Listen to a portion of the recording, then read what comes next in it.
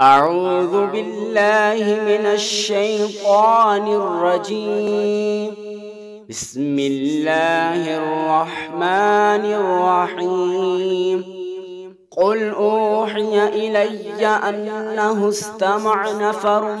من الجن فقالوا إنا سمعنا قرآنا عجبا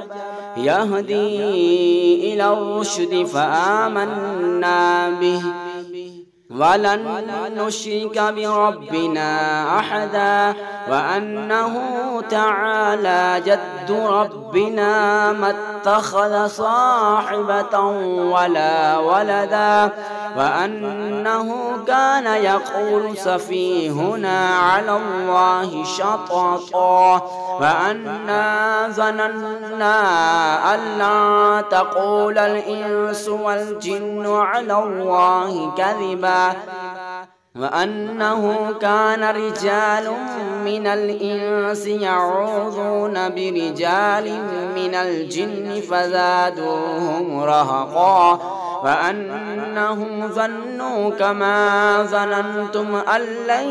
يبعث الله أحدا وأنا لمسنا السماء فوجدناها ملئت حرسا شديدا وشهبا وأنا كنا نقعد منها مقاعد للسمع فمن يستمع الآن يجد له شهابا رصدا وأنا لا ندري أشر أريد بما في الأرض أم أراد بهم ربهم رشدا وأنا منا الصالحون ومنا دون ذلك كنا طرائق قددا وأنا ظننا أن لن نعجز الله في الأرض ولن نعجزه هربا وأنا لما سمعنا الهدى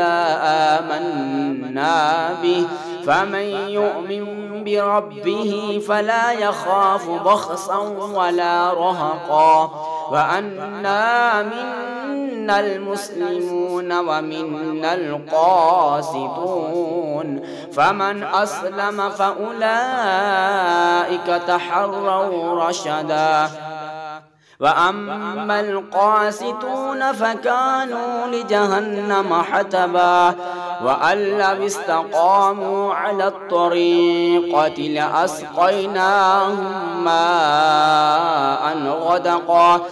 لنفتنهم فيه ومن يعرض عن ذكر ربه يسلكه عذابا صعدا وأن المساجد لله فلا تدعوا مع الله أحدا وأنه لما قام عبد الله يدعوه كادوا يكونون عليه لبدا قل إنما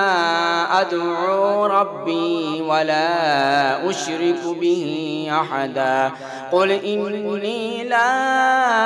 أملك لكم ضرا ولا رشدا قل إني لن يجيرني من الله أحد ولن أجد من دونه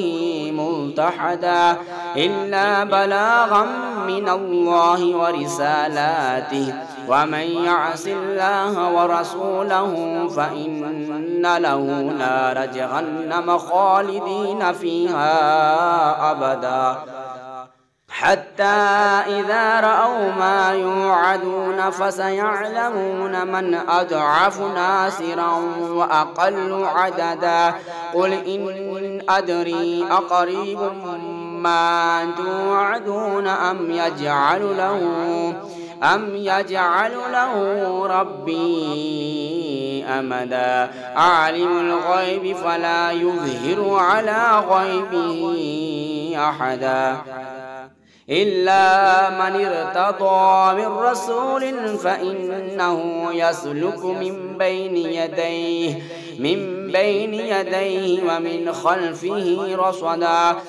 ليعلم أن قد أبلغوا رسالات ربهم وأحاط بما لديهم وأحصى كل شيء عددا. صدق الله العظيم.